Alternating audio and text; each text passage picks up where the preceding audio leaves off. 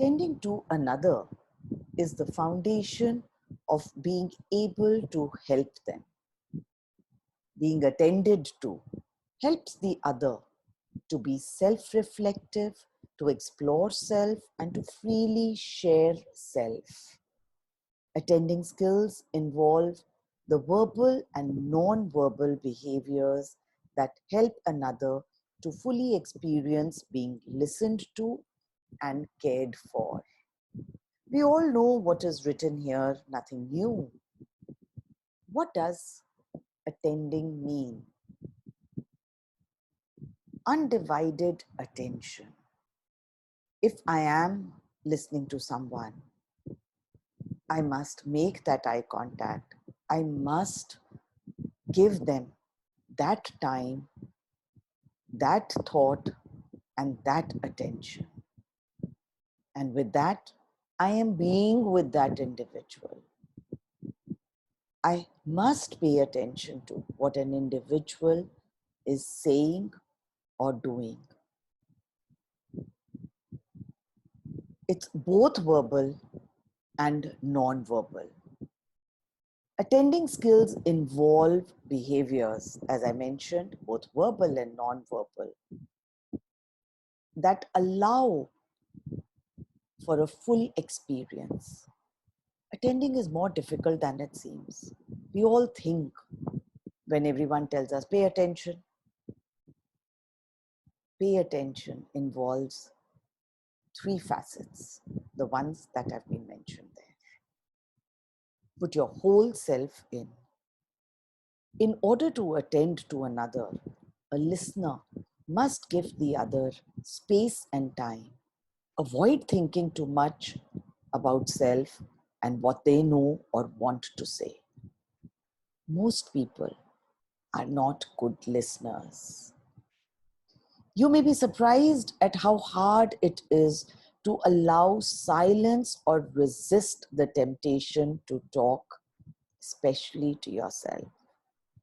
You may also be surprised that your first inclination is not to respond directly to the director, to the speaker or his or her statements. Attending is not the conversation we are used to. Try doing an exercise at this moment where you hold yourself still and in silence. Wait for 1 minute and see what all thoughts actually crossed your mind. Why did she tell me to do what I did? Oh God, when will this get over? Wow, this is interesting. Oof, what is the next thing that I need to do? There's so many people around making demands on me. All these conversations do not allow us to attend.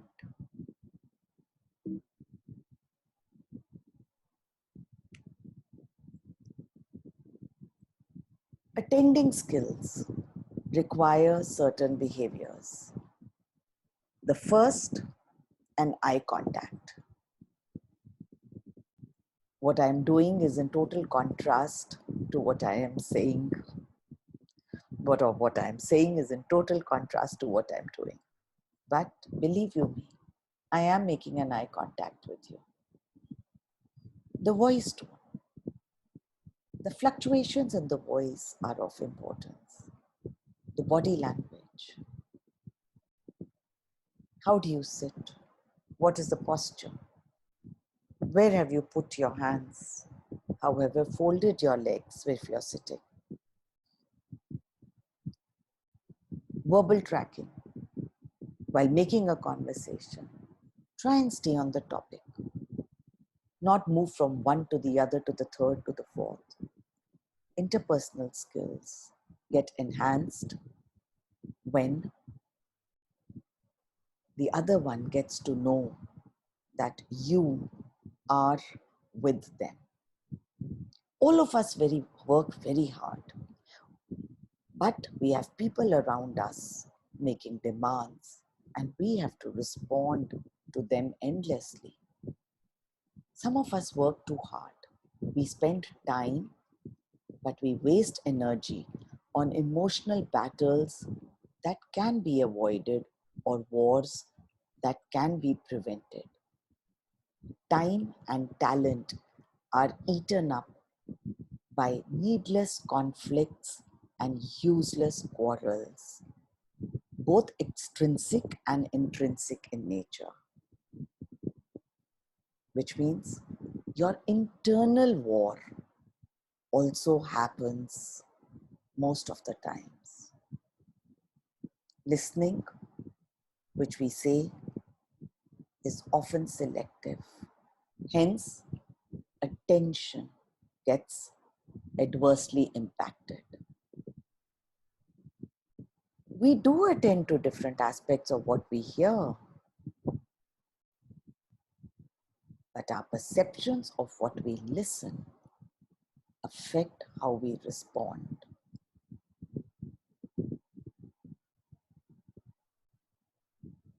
We need to learn to listen. The sounds around, the voices around, the noises around, all are of importance, because when all of them are there, the process of filtering can start. How do we become a good listener? Stop talking. Yes, I need to do that as well. But what I'm presenting to you is the internal conversation that must stop. Try and be non-judgmental. As I said, we all think we are absolutely unbiased. Step back. Stop and then see. Don't interrupt. Even when your chain of thoughts is taking place, don't interrupt them. When the other is presenting before you, there also allow. Remove distractions. You know, the biggest distraction that we have here along with us is that little 4x2 piece that we all move around with. Yes, our cell phone. There are many times when the children have told their parents, and when the parents are talking to them and they said, "Why aren't you listening to me?" And the little child wonders, "But listen, you also don't listen to me when I talk, because the moment I say anything to you, you are more looking at your phone and saying, हाँ बोलो बोलो मैं सुन तो रहा हूँ. Yeah, speak, I am listening." Listening doesn't happen with only ears. Listening is with the eyes, with the body movements, the gestures, both verbal and non-verbal. Further, try and understand the speaker's point of view. It's, again, essential just to, yes, hear what the other one is saying, then listen. And then go behind the person, that maybe the repetitiveness of an individual is also trying to bring along a point. Be patient. Something that we need to fill up every morning, and by the end of the day, it just evaporates. So here, again, I would suggest, sort out and choose where you want to walk and how much. Don't argue. Don't argue with yourself. Don't argue with the other. Social relationships and interpersonal relationships are best formed when there is a decline of an argument. When you are with the other person, try and repeat the main passage that you hear. That what is the recurrent thought? Yes, in therapeutic practices, we are all trained to be good listeners. As teachers, we better be good listeners. But even for our social skills, it's good to be good listeners. Try and sit and identify Who are the people who you look up to, who you think are good listeners? Try and then make a set of qualities that you notice that has made them or evolved them into good listeners. And you will see that list and these two slides match. Don't focus too much on your thoughts or your replies. So there are many times where we don't need to reply. So when we have the other person, we think the onus is that unless and until we speak, the other person might think that we are rude. No. Many times, even our children don't want us to talk. They just want to vent it out. Listen for feelings. Our students want it all the time. Accept feelings you hear. There are many times in classes that you must have seen that people, that, these young adults raise their hand and they just keep on making a point, even when that point has been made by someone else. They just want to be heard. It's okay. If you wish to develop your interpersonal skills, you'll have to be aware of the other. I spoke about in my previous video about this enhancement of self-awareness. Listening also is an essential component of developing self-awareness. Observe cultural awareness in interpersonal communication. There are many times where we feel that, oh, this must be because of their culture, this must be because of religion, this must be because of the geographical locale. Those are not very essential aspects for building good interpersonal skills. Yes, jumping to conclusions. We think it's our right when the other person is talking and we know it all. I know what he or she is trying to get at, so it's okay. I don't know why they're taking so long to come to the main point. It's okay. Remember, we are learning to be a good listener. We need to change. We need to bring about an advancement. And it doesn't happen spontaneously. This FDP and this session is that deliberate effort that is being brought about or suggested. Become aware of your attitudes. Become aware of certain words and certain acts that hurt. We need to acquire competence and caution in communication. There are enough reasons for what is happening around that is making the world very pessimistic. Let us become less abrasive and less provocative. Let us create a space around us where we and the people around us are in communion, in harmony. There have been researches done in the last decade that have surmised that children who are emotionally intelligent, which I spoke about earlier as well, they enjoy increased self-confidence, they have greater physical health, they are better performers in educational institutions, and they are healthier in their social relationship. That is the point that I want to make.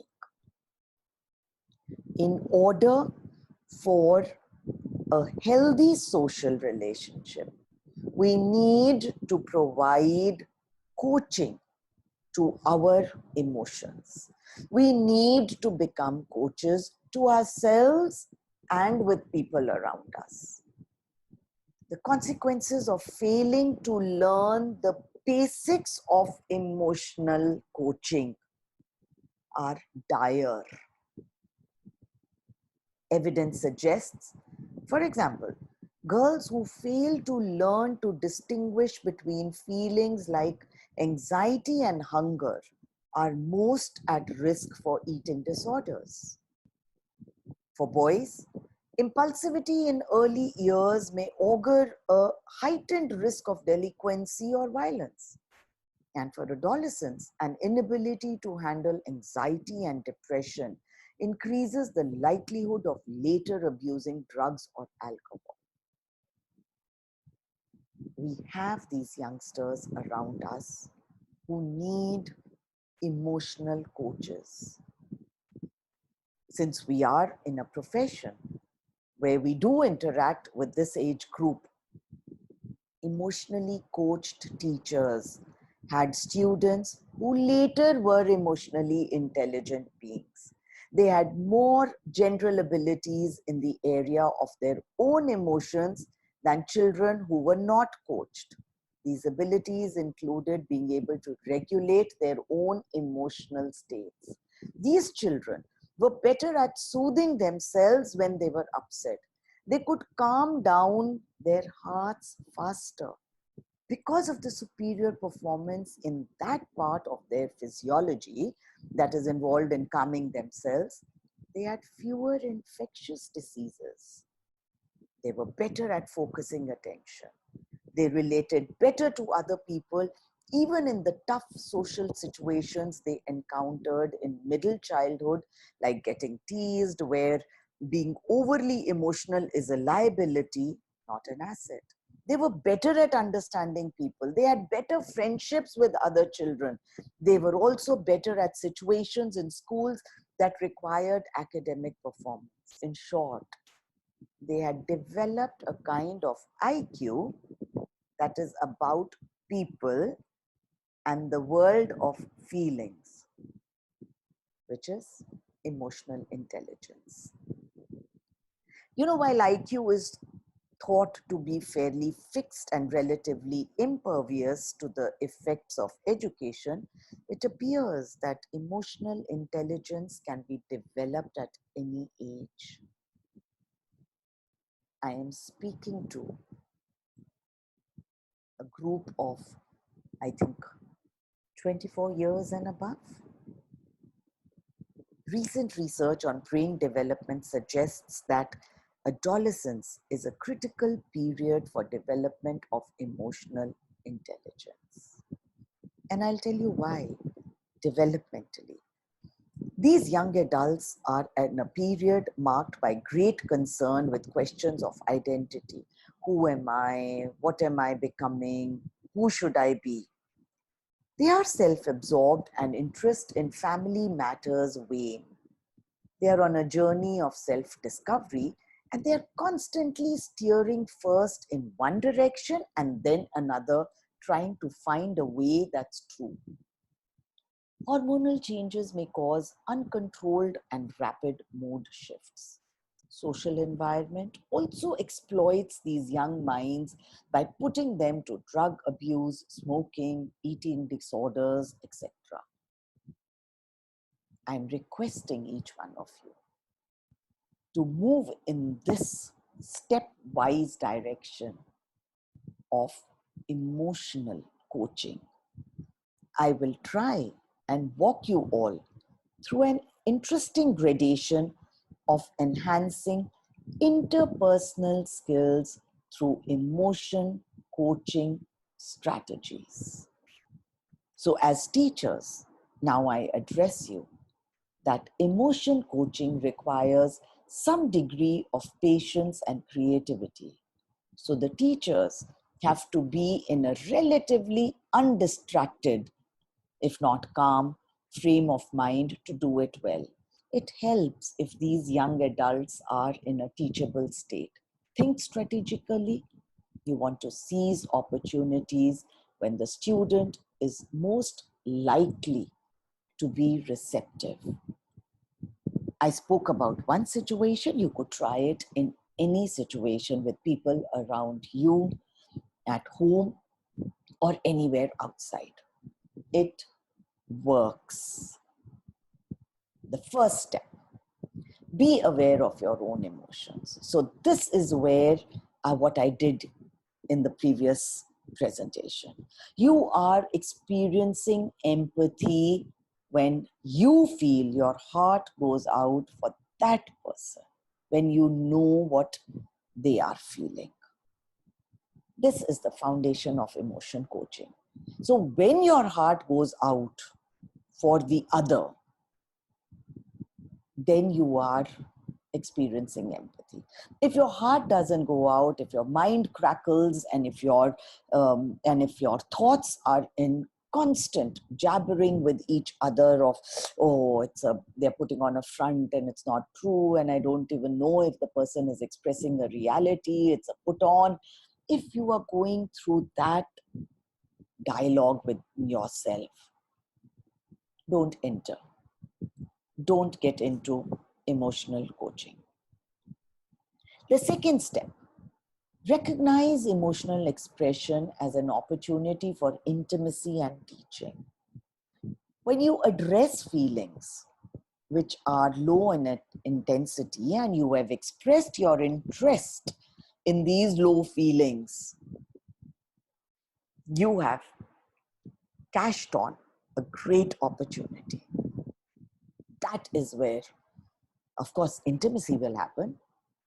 Teaching will certainly take place.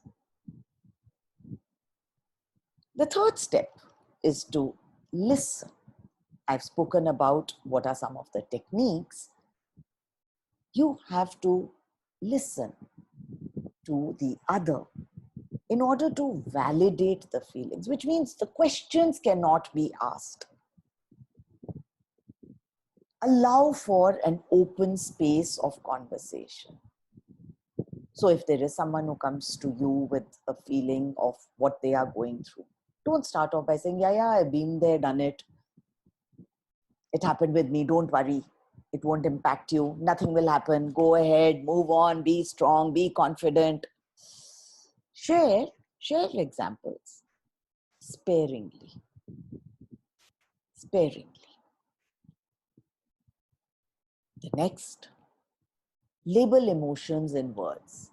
This is what you have to try for yourself also. It's important, and I just read that research for you, which spoke about how the differentiation of emotions, if an individual is aware of it, it leads to heightened levels of thinking capacities.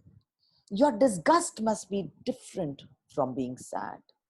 If you're angry, you're not worried. If you're tense, you're not fearful. If you're hurt, you're not angry.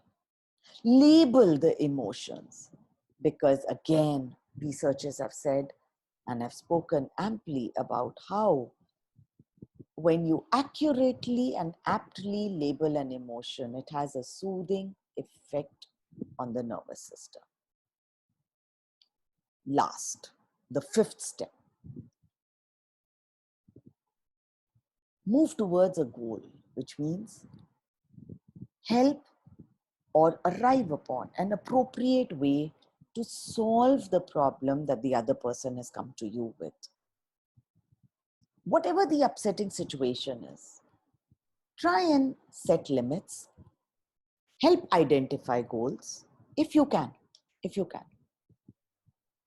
can think of possible outcomes, go ahead. Gauge those outcomes and then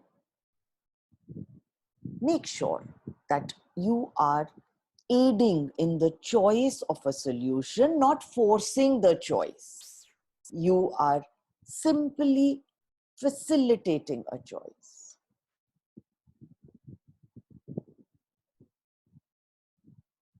This is very, very important. When should you postpone your emotion coaching? So it's danger. It's 440 volts, not, it's absolutely dangerous when you are pressed for time. So if you don't have time, it's okay. Don't be under any pressure. And be upfront and say so. You know, I will listen to you later. I need to address something which is urgent and it's bothering me. I apologize. So when you're pressed for time, don't enter into being an emotional coach. When you have people around. So, you know, there are many times that we like to show how skillful we are.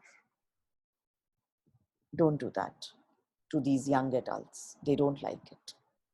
Then you show them down or you say anything to them in front of people. So even when you are alone and if you've had a discord or a disagreement with the other, be one-on-one and say so. Don't carry 4 people around and then say, hey, listen, I've just come to let you know that you think too much of yourself. That's not the way it'll work. At least not for formation of an interpersonal relationship. When you're too upset, when you are tired, when you're physically exhausted, don't stretch yourself. Don't feel the need and don't be, as I said, you know, in the situation where you, oh God, I need to help, otherwise I'll feel guilty. Don't. Because you're going to do harm to the other person. You're not going to be that alert and attentive and with and behind that individual. You'll end up messing it. You might think that, you know, the person, it requires time. How do you know what the other person is going to speak to you for how long? So don't entertain anything where you are exhausted. And the last one is actually to be borne in mind. If you can't address serious misbehavior, don't enter. Even don't approach it. Leave it. Suggest an expert to look into it. It's very interesting how people who are aware of their emotion, sadness, and another emotion, anger, and are able to speak about these emotions, sadness and anger, in a differentiated manner, these people are likely to see and respond to smaller and less intense expressions of same anger and sadness in the adolescence. And this awareness can bring about an enrichment in their lives. Healthy and rewarding social connections have incredibly positive effects on our well-being. So when you detect such emotions in yourself, you are able to detect them in others. So the practice of self-awareness will lead to being an emotion coach. Just this practice can help us live together in harmony, and enhancement of interpersonal skills can act as powerful buffers against anxiety, stress, and depression. I spoke about how when we enter a new situation, there is an emerging body of research that provides that we can improve other people's feelings. And by doing so, we may boost the quality of the existing relationship between us. Interpersonal emotion regulation, IER. We will follow a definition that has been offered here. And this definition looks at the interpersonal emotion regulation as the process whereby people intentionally try to influence the way others feel. This definition refers to any form of emotional regulation that involves more than one person. So this term concerns or attempts to regulate others' feelings rather than attempts to regulate one's own emotion. So, if, for example, you could try this out today itself. If you find someone around you in your home feeling a little upset, just make a cup of coffee or tea for that person and go up to the person, make a light joke, and try to cheer them up. You will see a difference in the interpersonal relationships. If the same person appeared to be very anxious, you might ask him or her later, is she okay? Whether you could do anything to help her or him. Interpersonal emotion regulation is actually used in a range of social contexts. It helps build peer groups, support groups, sports teams, and work organizations. The reason why IER is expected to play a role in forming new, healthy, richer relationship is due to its link with positive affect. IER is most commonly used with the intention of improving others' feelings, and evidence suggests that attempts to improve others' feelings too often boost the intended target's affect. We end up being responsive to the needs of the others, and we end up actually becoming, as I began with, richer, healthier, wiser, wider, and greater. So at the end, let me tell you about an interesting incident, another one. A bossy man decided to change his behavior towards his cook. So like today, if we decide after listening to these thoughts that, okay, I'm also going to change myself. So this bossy man, he called his cook in and said, from now on, I am going to be nice to you. If I am late with lunch, you won't yell at me? Asked the cook. No, said the boss. If the coffee is a little cold, you won't throw it in my face? Asked the cook. Not at all, said the boss.